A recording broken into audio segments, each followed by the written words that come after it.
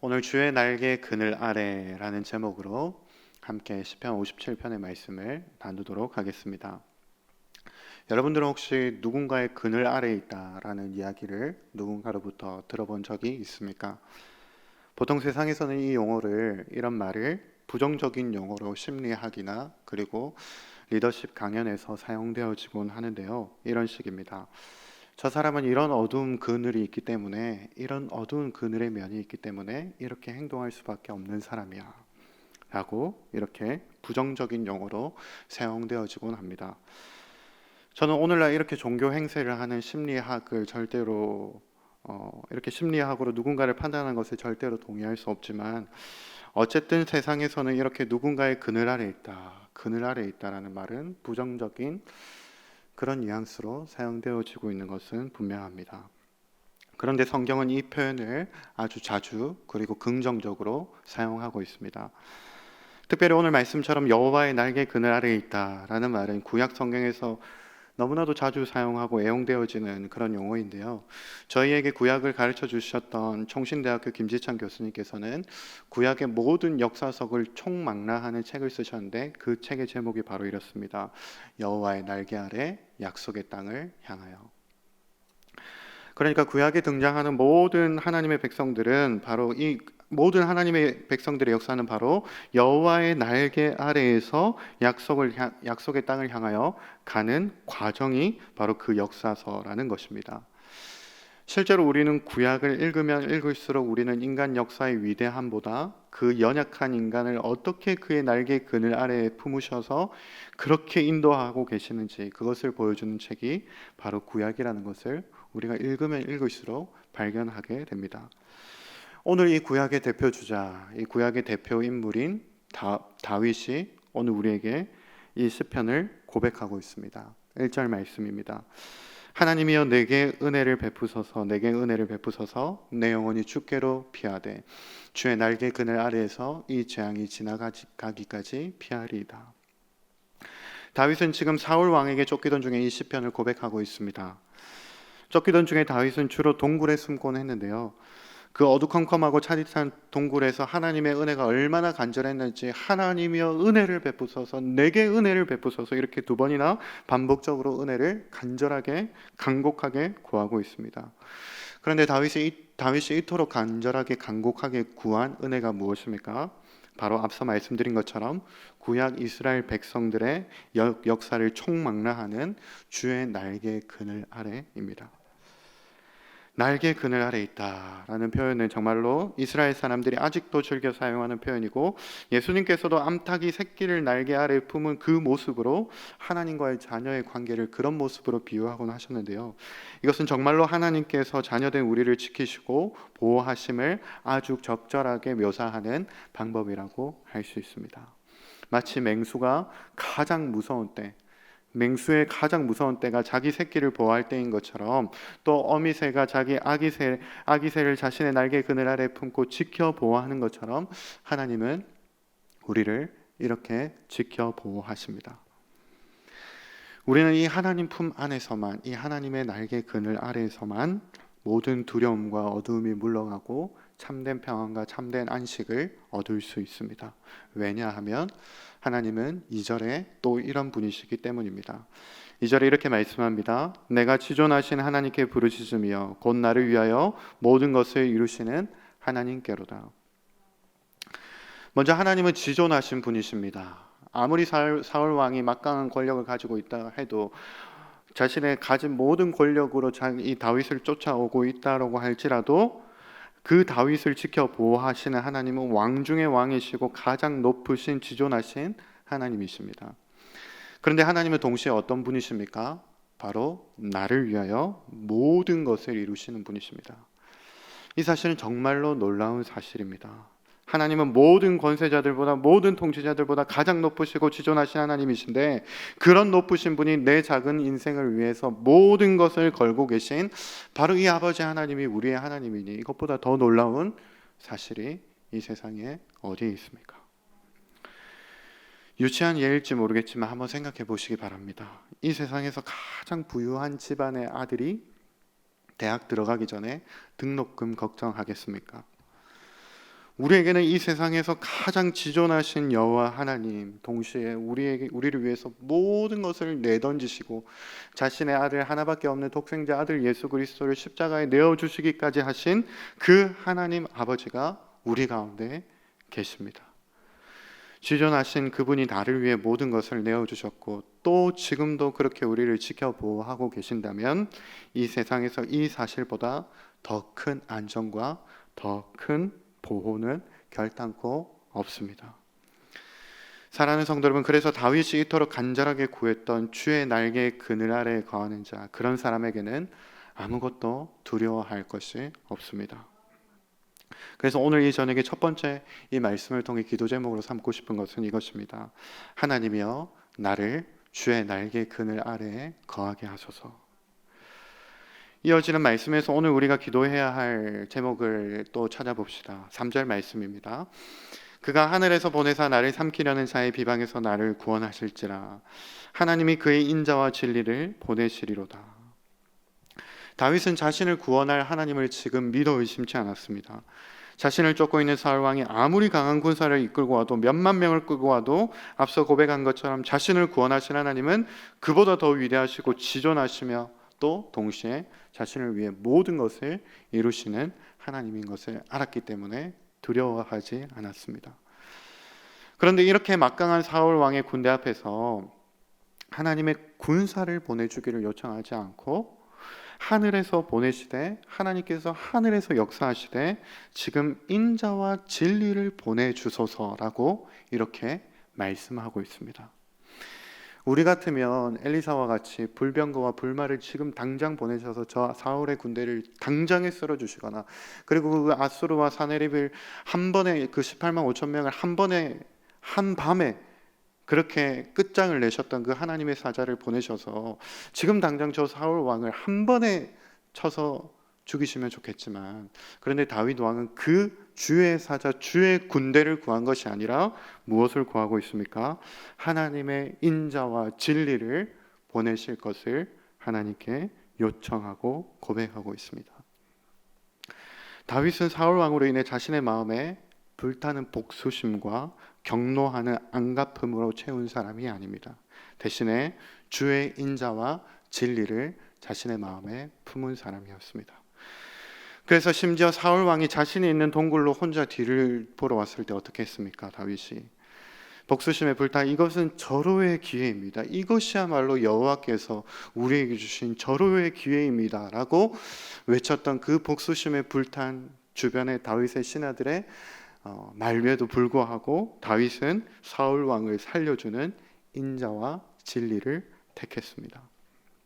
그래서 사방이 막혀있는 그 어두컴컴한 동굴에서도 발견되면 도망갈 곳이 없는 그러한 위험천만한 굴에 갇혀서도 다윗은 그 어둠에 사로잡히지 않고 그 자신의 영혼을 지키며 이렇게 고백한 것입니다. 하나님께서 자신을 구원하시되 은혜와 진리를 보내셔서 구원하실 것이다 라고 이렇게 고백하고 있습니다. 사랑하는 성도 여러분, 어떠한 상황 속에서도 어두움에 사로잡히지 않으시기를 바랍니다. 오늘 특별히 다윗이 고백하고 있는 자신이 당한 재앙은 무엇이었습니까? 자신을 삼키려고 하는 자의 비방이었습니다. 4절에 자신이 당한 재앙을 이렇게 고백합니다. 이렇게까지 고백합니다. 내 영혼이 사자들 가운데 살며 내가 불살하는 자들 중에 누웠으니 곧 사람의 아들들 중이라. 그들의 이는 창과 화살이요 그들의 혀는 날카로운 칼 같도다. 우리가 아마 교회 생활을 하는 중에 가장 상처를 많이 받는 부분이 아마 이 말 때문일 것입니다. 다윗도 지금 이 사울 왕의 기만전으로 인해 지금 사자들 가운데 누워 있는 것 같다. 사자들이 그 맹수들이 나를 지켜보고 있는 것 가운데 그 사자들이 나를 둘러싸는 가운데 내가 누워 있는 것 같다 라고 이렇게 그 재앙을 표현하고 있습니다. 동굴 아래에서 밤이 새도록 다윗에게 지금 들릴 만한 비방하는 말들이 돌아가면서 다윗에게 들려오는데 이 기만이 다윗에게 얼마나 효과적이었는지 다윗은 이것이 자신을 지금 삼키려고 하고 있다. 이 기만이 자신을 삼키려고 하고 있다. 이렇게 고통 중에 신음하고 있다라고 말씀하고 있습니다. 그런데 이렇게 자신을 기만하는 비방이 계속해서 끊임없이 들려와도, 창과 칼과 같은 날카로운 말들이 자신에게 들려와도 그는 결코 복수심과 같은 어둠에 사로잡히지 않기 위해 자신의 영혼을 지키며 하늘을 열고 주의 인자와 진리가 자기에게 임하실 것을, 또 자신을 구원하실 것을 지금 노래하고 있습니다. 제가 저희 교회 와서 담임 목사님을 통해서 가장 많이 배운 것이 바로 이 부분입니다. 특별히 담임 목사님의 설교를 통해서 나를 비방하고 나를 반대하는 사람은 어떻게 해야 되나, 그런 사람들 속에서 어떻게 기도해야 되는지 정말로 많이 배우게 되었습니다. 바로 그 사람을 위해 기도하는 방법이었습니다.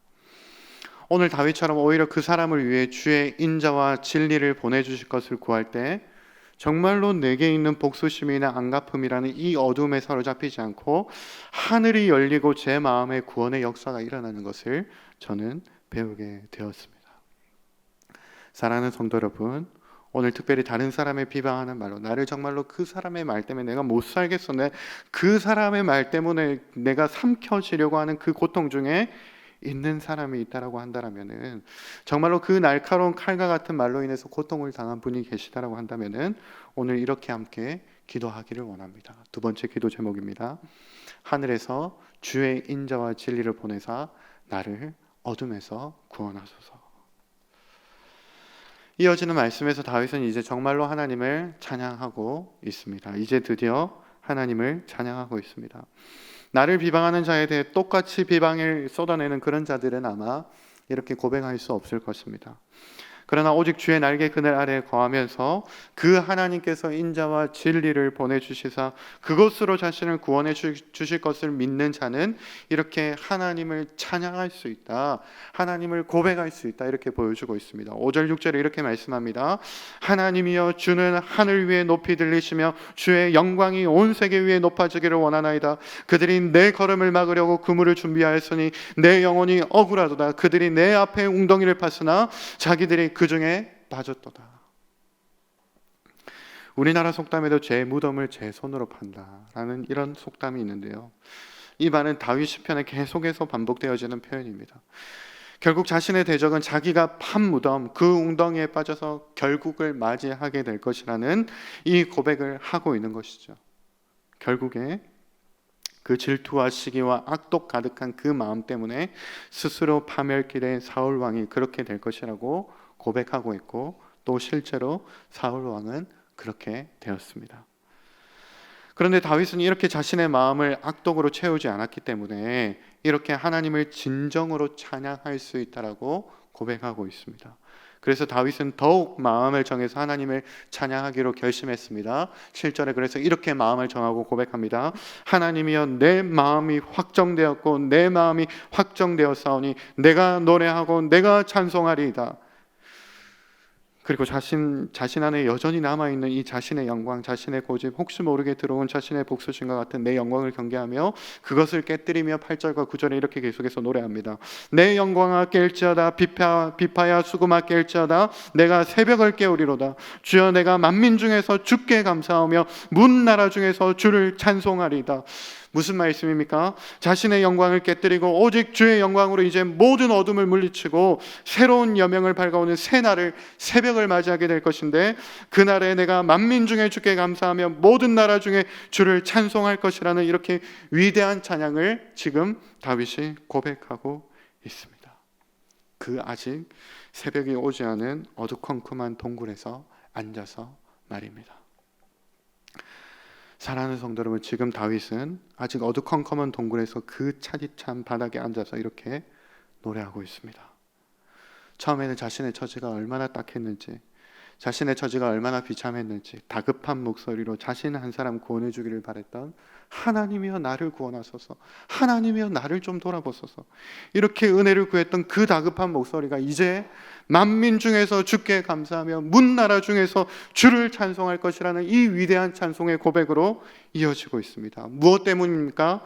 바로 주의 날개 그늘 아래에서 자신의 마음과 자신의 영혼을 지키고 하나님의 그 날개 그늘 아래에 자기의 영혼을 기댈 때 하늘이 열리고 모든 외부적인 어둠과 내적인 어둠을 밝히실 주의 인자와 진리를 발견했기 때문입니다. 그래서 결론적으로 10절과 11절에 주의 인자를 이렇게 노래합니다. 무릇 주의 인자는 커서 하늘에 미치고 주의 진리는 궁창에 이르나이다. 하나님이여 주는 하늘 위에 높이 들리시며 주의 영광이 온 세계 위에 높아지기를 원하나이다. 하나님께서 우리 창조의 목적을 이렇게 말씀하셨습니다. 이 백성은 내가 나를 위하여 지었나니 나를 찬송하게 하려 함이라. 사랑하는 성도 여러분, 우리는 하나님을 찬송하기 위해 지음받은 사람들입니다.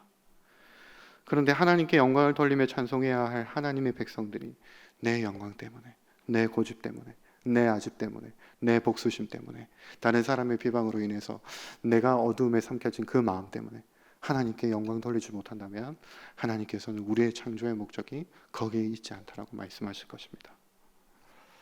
저도 수요 예배 때마다 찬양 인도를 할 때마다 늘 느끼는 것이 이것입니다.